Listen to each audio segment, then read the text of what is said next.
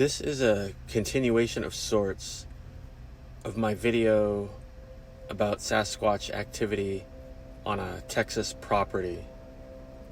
Stacey offers a little of his background with a number of unusual experiences, and then tells of some experiences on their property. It does seem that as you look more into the subject of Sasquatch, it will be accompanied by varying levels of unusual experiences of all kinds. Quite often, experiencers will look back and reflect upon their past experiences after identifying Sasquatch activity.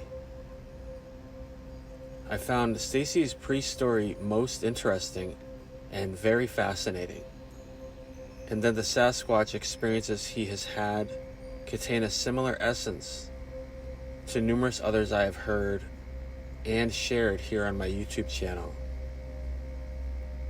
Stacey sent in a few voice messages describing his experiences, and then in this video, in his pre-story, and then he will tell of some experiences around the Texas property.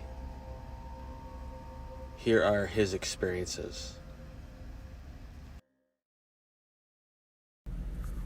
Martin, I'll just do my story in parts because I don't know how long it's going to take me to go through it all. But I want to give you like a background behind it first, like a context, and then the story and stuff. Okay, I'll start with this. As a kid, I think I shut it down. As a teenager, I started to slowly reawaken to myself.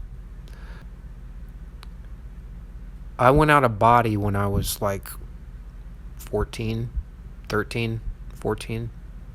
I didn't die. It wasn't a near-death experience. I just woke up out of my body. I didn't consciously leave like an astral travel. I mean, I astrally traveled, but I didn't consciously do it, if that makes sense. I just woke up outside of my body in my front yard. And I started to float upwards, and I realized I could control what I did with myself, with my mind. I floated up to the tree tops in my front yard, and what was weird in this was there was a fog that circled the property, like the front yard that my parents' house and my backyard. See, I still live on this. I'm living back on this property now. I was in the front yard. I just floated up into the air, and I could see this fog that was all. I intuitively knew that it was a border that I shouldn't go past. It happened again and again, and I would just fly around in these out-of-body experiences. One time I remember just running full speed across the lake, actually. I was out of body, and I could run so fast with no effect.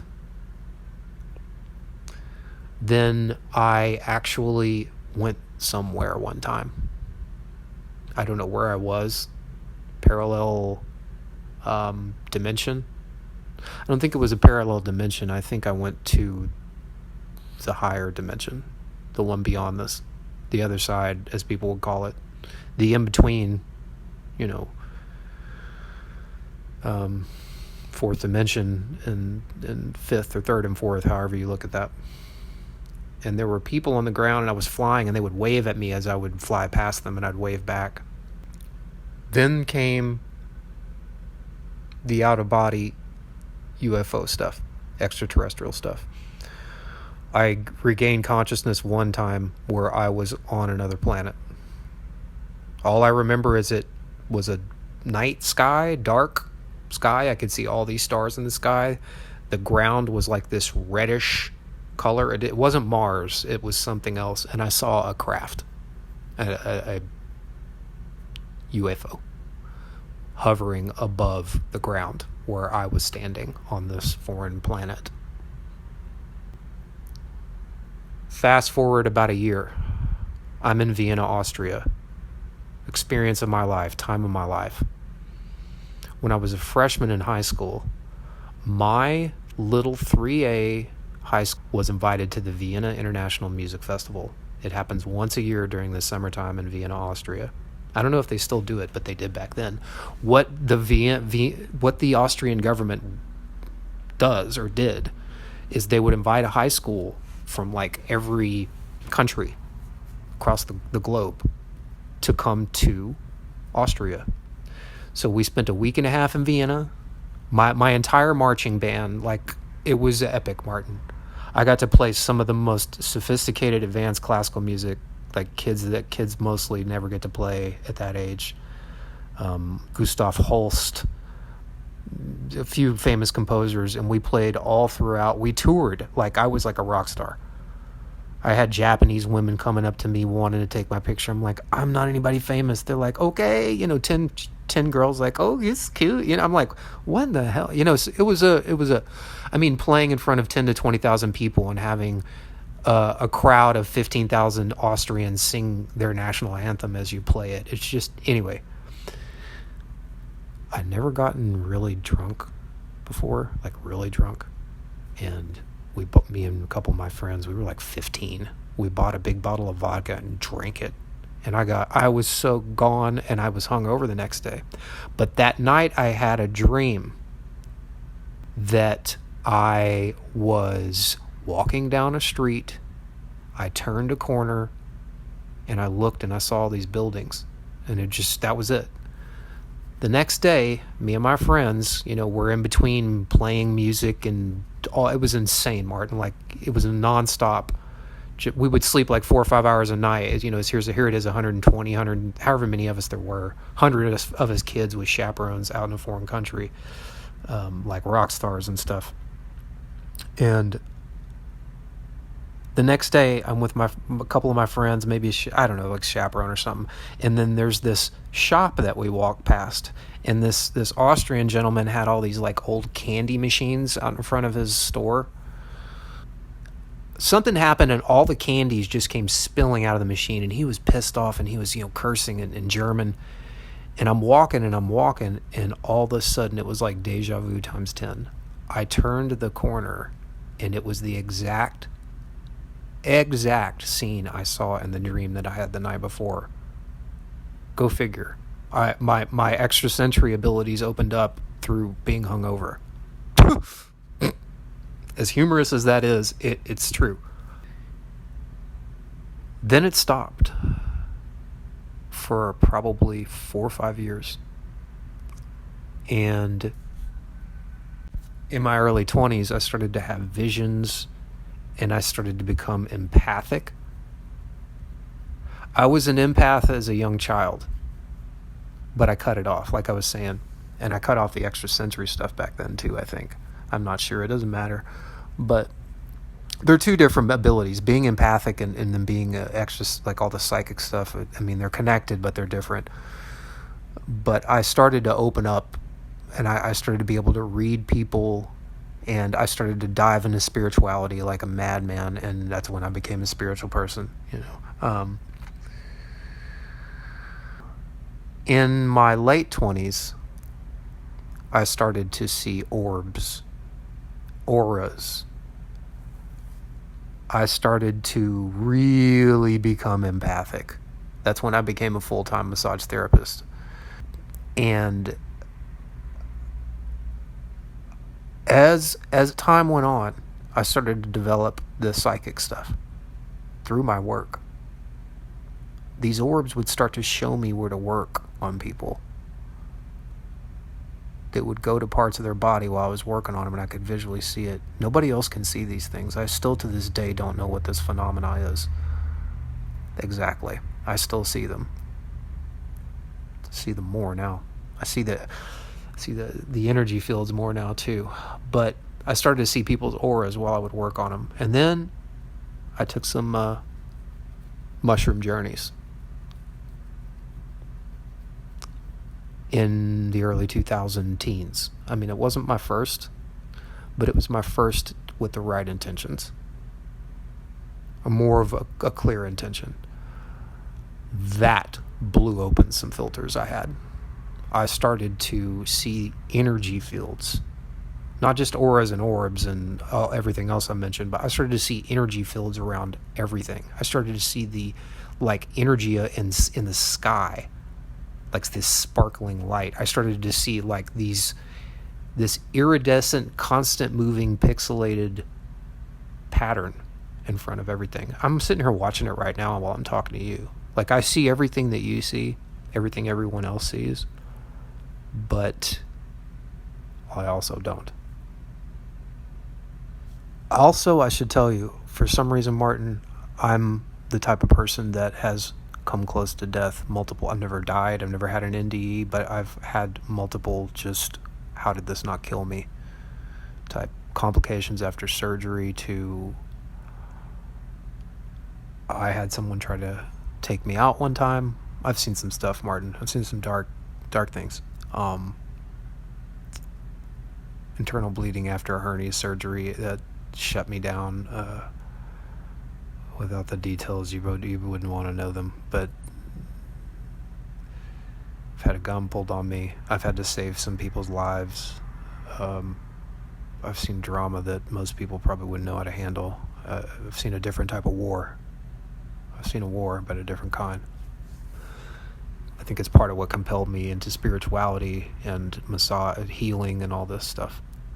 Right now, I'm in a phase of my life where I'm not working much, and I'm kind of in between where I was and where I will be, and I'm where I am now, if that makes sense too. But as I got into mid to late 30s, into the 2000 teens,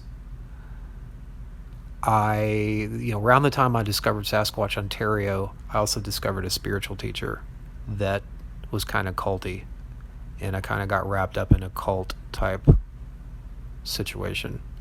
I learned a lot of things that were positive, that this particular guru had picked up, that was solid stuff, so it kind of help at the same time. And once I got out of that, that's when I dove into Bashar and the Essassani people. I believe, I believe, let me say this. I know Sasquatch is real. I know extraterrestrials exist. I know ghosts are real. I know sixth sense phenomena is real. It is. My father's seen UFOs.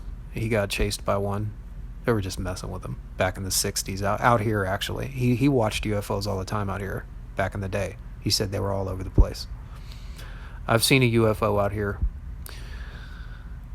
But at that time, around the time with the Guru and Sasquatch Ontario, and this is a bit kind of a brief encapsulation of that, but I started to be able to communicate with animals and people's deceased loved ones. And I started to receive telepathic communications.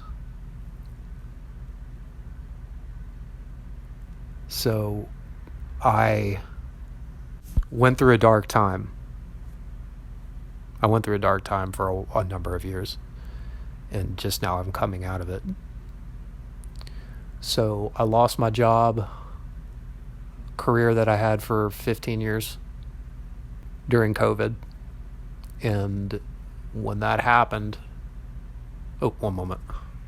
When that happened, just the world turned upside down. And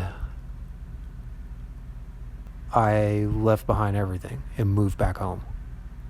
And once that happened, I was still going through a lot.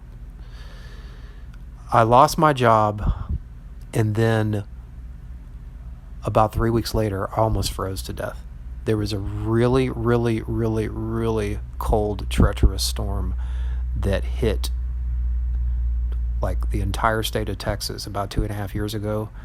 A lot of people died. The whole state lost power. We don't get storms like that. Nobody's ever seen anything like that in their lifetime. So right before I was about to move, that happened. I had 5 days of no power, the coldest weather I've ever felt in my life, and I just made it through it. I couldn't get out. So when I moved out here, I was just gone. It took me about a year and a half, maybe even 2 years before I was, maybe up until about a year ago, I felt like I was okay again. So that's kind of the my sort of pre-Sasquatch stuff. And the reason why I tell you all this, it'll make sense when I tell you what it's been like out here. So I'll end with this, and I'll do another one where I'll tell you like how it's been out here. Thanks for listening, Martin. Like, really, this is part of my healing. So thank you for this. I didn't realize that.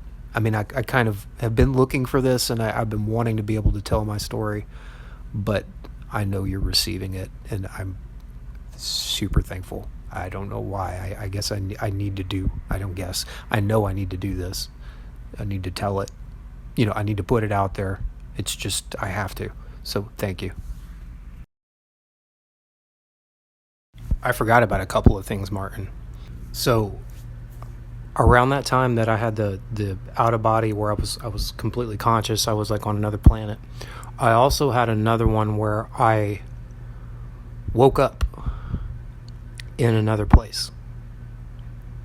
And I can't believe I forgot about this one. I regained consciousness somewhere, and I remember looking around and being kind of dazed and wondering, where am I and what is this? And I looked up. I was on like a flat floor. Can't remember the color of it, but I remember looking up at the walls and seeing tapestries on the wall. And I'm like, what is this? Where am I? Am I dreaming? I don't know. I'm awake, but where am I? And these tapestries were like medieval tapestries. But it had like a language that I knew it was alien.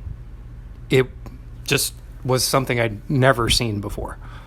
And I followed this tapestry. It went all the way around the wall. And then as I was looking at it and following it with my eyes and my head, I went from that side of the room to behind me to the left of me. And then when I looked in front of me, it was just this huge open space. And I followed the floor up and I saw a window. And in the window was like a planet. It looked like Earth. And right next to the window was a group of ETs. They were all different species. None of them looked the same. There were maybe about a dozen of them. One of them noticed me and saw that I noticed them, and it started walking like a beeline straight for me and pulled out like this staff-looking thing. This being had like a big hooded cape thing on, so I couldn't see what it looked like. And it was pointing this thing at me, walking towards me, and I was like, uh-oh. And I turned around, and when I turned around, I felt this jab in the middle of my spine. And I shot out of bed. And I woke up in the really real world. And I could feel the pain from it in my spine. I'll never forget that. Now, here's one other one I forgot to tell you about. So, Deja Vu. Throughout my massage career, and this is when I realized this, that I would have deja vu when I would be working on people. And for some reason, I think I was the mindset I was in at the time, just kind of in the flow, certain brainwave state while I'm doing massages type thing. And I literally had deja vu and remembered that it was a dream. And since studying Bashar's work, I found out that, I agree with him and I believe the same thing. I think that we are looking ahead sometimes. We leave our body, we go somewhere else. Wherever that is, we go, whatever you believe. And I don't want to take away from anybody's belief. This is just my truth. We look at what's to come potentially down the line. So I remembered that first deja vu probably 10 years ago or so. And I just kind of maybe it was longer than that. I just remember thinking, I dreamt this like 2 or 3 years ago. It's really trivial stuff too. It's like just something that just doesn't seem significant yet. Obviously, it pinged that memory. So, I felt to share and add that to my prologue. Thanks, Martin. The first night I moved out here, I was out on the back porch and I heard, and then from another direction I heard like a return. I'm like, what is that? And it was windy, really windy. And I'm like, in the back of my head I heard a voice say, God, those are wood knocks. Those sound like those wood knocks from Sasquatch, Ontario, or something like that. I don't remember my exact thought. And I just kind of went, nah, that's the wind. Those are trees just hitting into something during the wind. Now I know it wasn't just the wind, because I've sat out during the wind, and there's just no. That phenomena occurred seemed like a number of months. Few months, because when I moved here it was winter, and it seemed like February, March, April, it was windy. So when I would go out walking at night, it would be windy and I'd hear wood knocks, and I thought it was just the wind, and it took me living out here for a while to realize it wasn't. Go out again when it's windy, daytime or nighttime, and you don't hear those certain types of knocks, you know that it was something else, if that makes sense. After I'd been living here a few months, I went out, woke up one day, opened the door, looked on the front porch, and there were 3 rocks. They looked like they came out of like a creek or a riverbed, because they had like this sort of sheen, like you can tell a rock that's been in water. Had like a chalky residue on it almost. I think they were limestone. One of them was placed on my doormat right in front of my door. One was placed on the table that's on my front porch, and one was placed on top of the chair that sits right next to the table. They were placed specifically. And I thought my dad had left them there. So I was like, why the heck would he do that like that? I guess he must have just wanted me to see it. And I was like, okay. So I don't remember the exact order of some things. So I'll just kind of give a general sort of detailed account of some things from a certain time. The order is not going to be exact. I remember another day where I walked out to my car, was going to get in my car, and I saw this wooden stick sitting next to my car, and I could tell it was a fire stick. Basically like this really strong piece of wood that, obviously was used over and over again just to stoke and stir like fires, like when you burn a fire outside. Not for like the, why is that word? Oh gosh. Not for like a chimney fire, like in a house, but for like an outdoor fire. So I remember picking it up and thinking, what the heck? So I kind of put it next to the garage and rewind back to the rock incident on my front porch.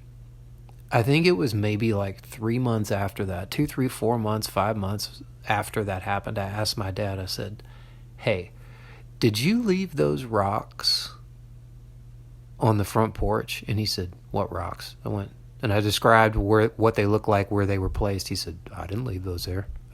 He said, somebody's messing with you. I was like, weird. And I remember saying, did you leave that fire stick next to the car? He said, no. And I showed it to him. He said, Stacey, this is was your grandfather's fire stick that he used when he was alive and he lived out here. He said, I hadn't seen this thing in 30 years. Okay. My grandmother, my grandfather lived in this house for decades. So this is one of the phenomena I experience quite frequently in here, is the smell of my grandmother's cooking. This used to be a guest house, and people that have slept and stayed here for like the weekend or something, you know, my parents have let friends come over here. They've all smelled the cooking smells.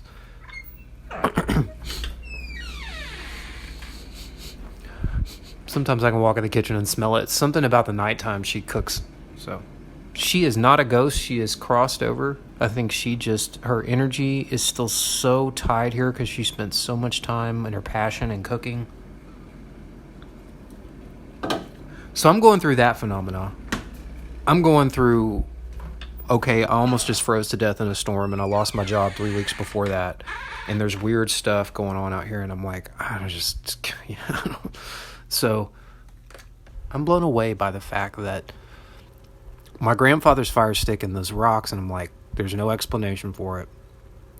So the story I told you about the rih and the grunt, I already told you about the whole details of that. A little while after those two incidents, that then happened. And I'm still not registering in my head, and I told my dad, I said, Dad, this thing happened. I walked outside, this thing grunted at me. I could feel the roar in my body, and it just ran off real fast. He said, it sounds like a pig or something. I was like, I don't think that was a pig, dude. And I was like, so I still, not because of what he said, but I still kind of passed it off, so to speak. I was like, I just don't know what that was. That's so freaking weird. So one night, I'm walking around at night,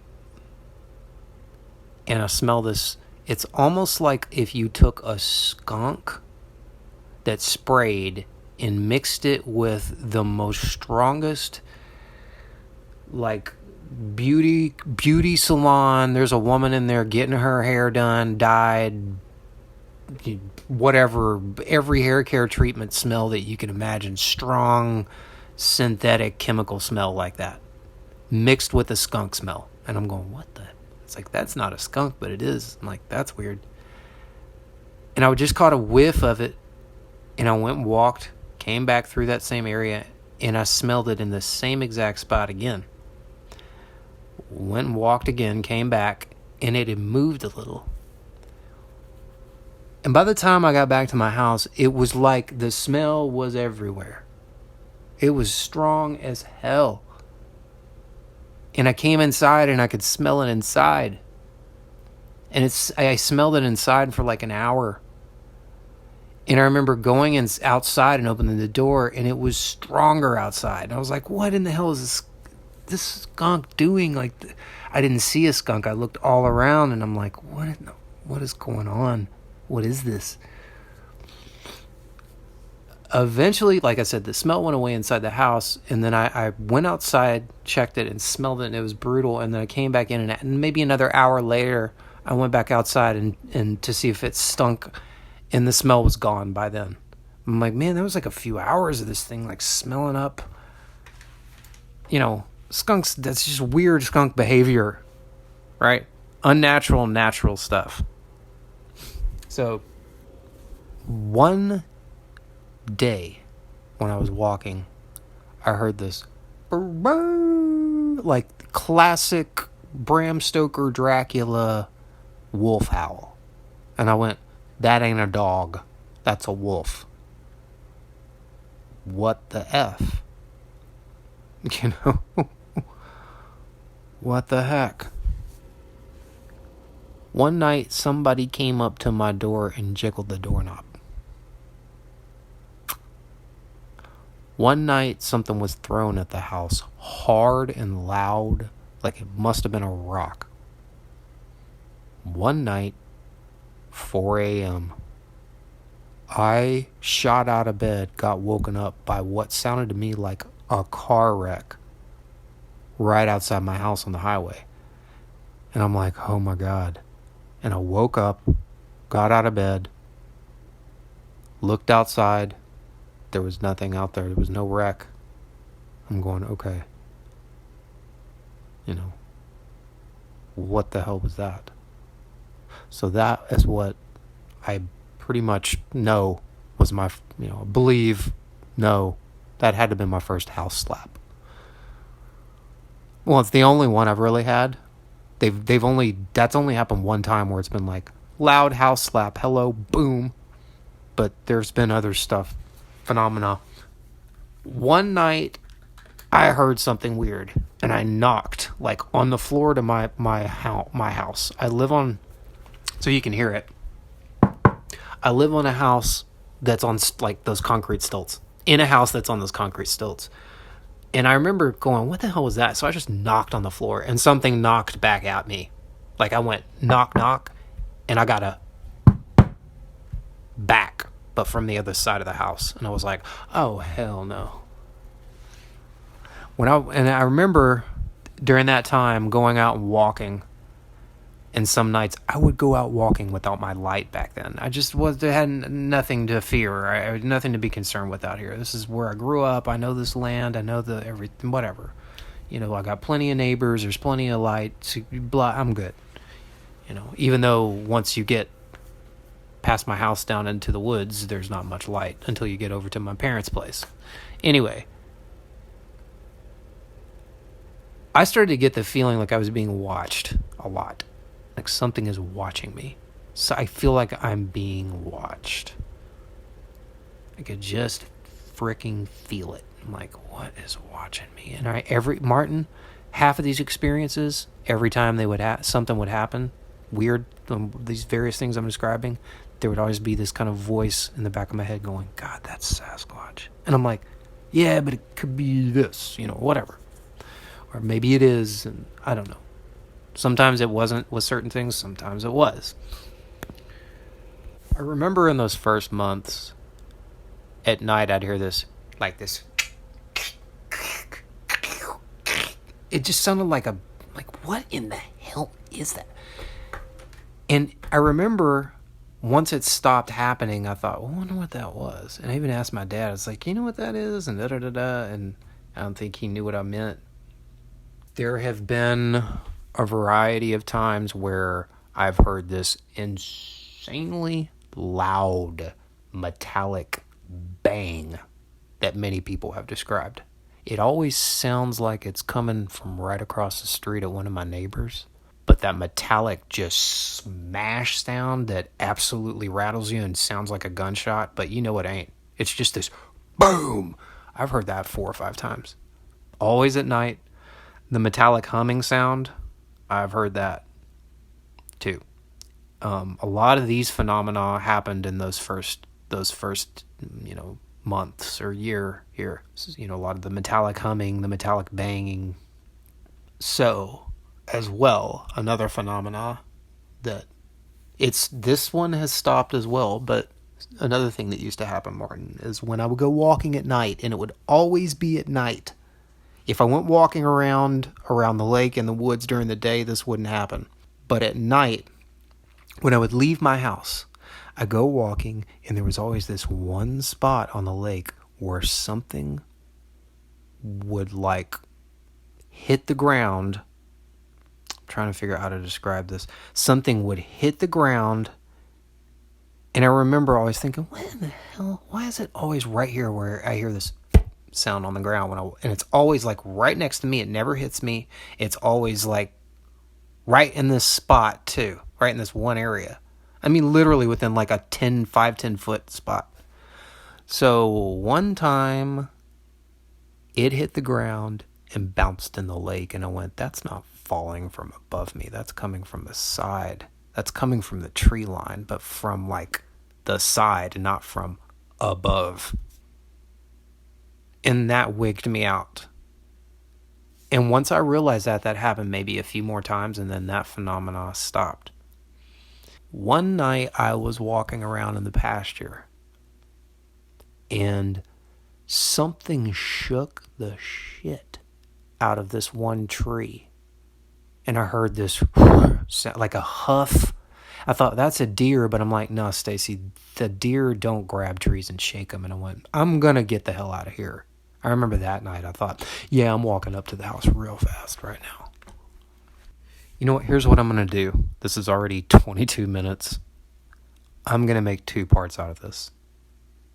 I'll just make 2 parts. So I'll make this part 1, and then I'll do a part 2, and I'll send that. And so just hold that thought till, you get to, you may go immediately to it by the time you get these, but